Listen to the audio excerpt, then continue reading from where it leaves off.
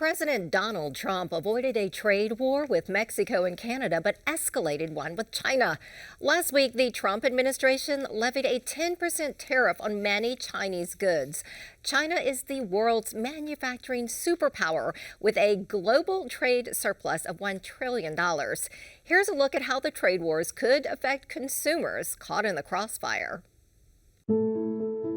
China is the world's largest exporter of cars, the dominant producer of drones and solar panels, and the source of many affordable electronics that power daily life. President Donald Trump levied a 10% tariff on many Chinese goods to correct a trade imbalance with the United States in an escalating trade war with China.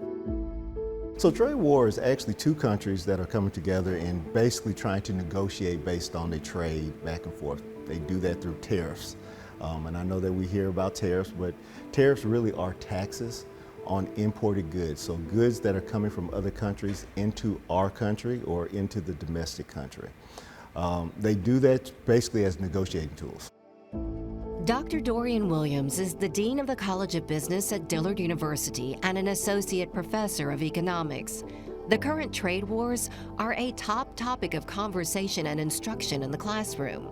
The Trump administration threatened, then backed down from imposing a 25% tariff on imported goods from Canada and Mexico, which leaders say would have been catastrophic for the economies of both countries. As I have consistently said, tariffs against Canada will put your jobs at risk, potentially shutting down American auto assembly plants and other manufacturing facilities. They will raise costs for you, including food at the grocery stores and gas at the pump.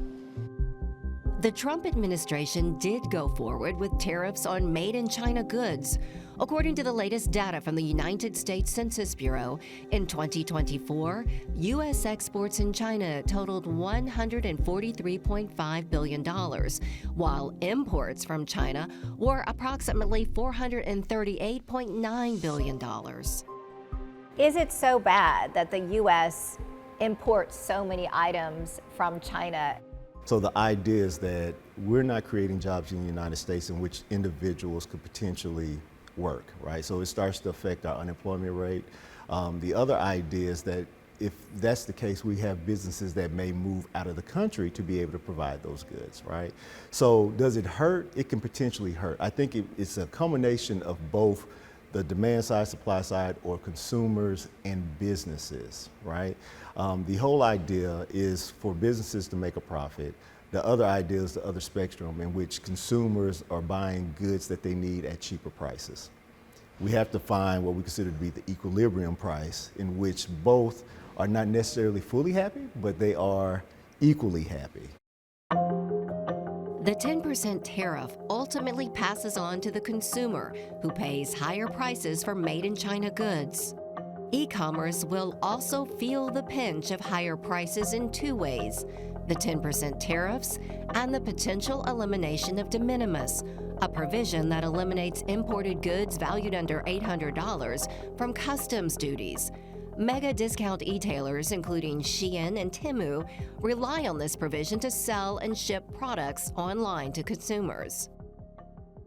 So when you start looking at Amazon, and you start looking at places like, that provide that access, we're going to see them be affected and have to change their plan of how they get goods to individuals or how do they market to these individuals.